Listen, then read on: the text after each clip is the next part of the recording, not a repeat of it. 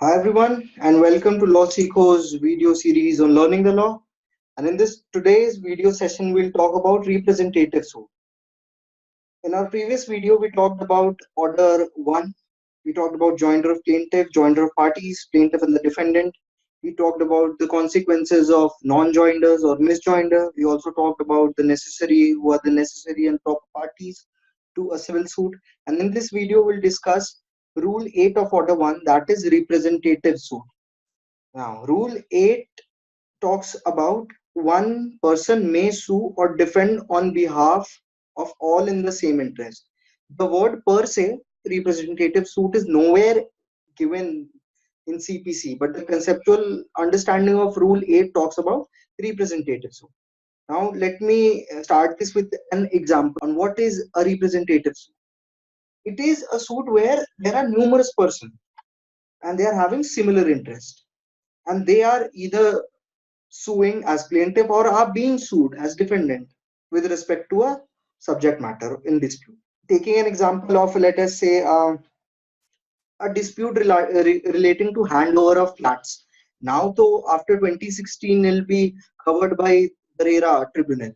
And if we take a civil suit as per relating to the subject matter, where subject matter of dispute is handover of a flat, will be hit by section 9 of CPC, as we discussed in our previous video of section 9 of CPC, that is suit of civil nature, and it will be totally be given to the RERA. The jurisdiction will lie with the RERA authorities. However, the RERA Act 2016 explicitly talks about that all the procedures of CPC will be followed in cases in RERA cases. Therefore, there also, if we have, let's say, 100 flats in an apartment or in a society against a builder for handover of flat. So what will the situation be where there are 100 people suing all together differently one builder, that is one promoter? So it will be a different scenario. It will lead to havoc. It will be a harassment to the parties, multiplicity of suits. So in order to save time and expense and to provide justice to the parties, we come up with the concept of representative suit, where a party is representing other interest in a suit. So this is the overall understanding of representative suit under Order 1, Rule 8 of CPC.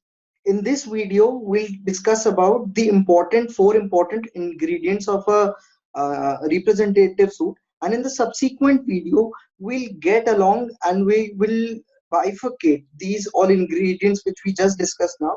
We'll dwell deeper into these ingredients. So starting with first, that is numerous parties, that is where there are numerous parties having the same interest. So ingredient first is the parties must be numerous. Second is parties must have same interest. Now the third ingredient is a suit of representative nature can be initiated in either of the ways. There are two ways. First, with the permission of the court, and the second, where the court directs, on court direction. So there's a difference between these two. First is with permission of the court. That means the plaintiff or the defendant, whosoever is suing in the representative nature, is seeking court's permission, is seeking the leave of the court, or what we call in the court's language. And if leave is granted, one can represent as representative character under Rule 8. The second, the court itself directs, ipso facto direct. So there are two ways, either of the two, Rule 8 will move along. The last important ingredient is notice must be issued to the parties whom it is proposed to be representative in the suit. Now, this issuance of notice is a condition precedent. So there are four conditions which we just discussed, and the notes to every discussion which we have will be provided in the law blog which we have at ITPlus blog, and the link will be given in the description box below. You can visit the blog and check out the notes. So these are the four important ingredients of representative suit and an overall understanding to representative suit.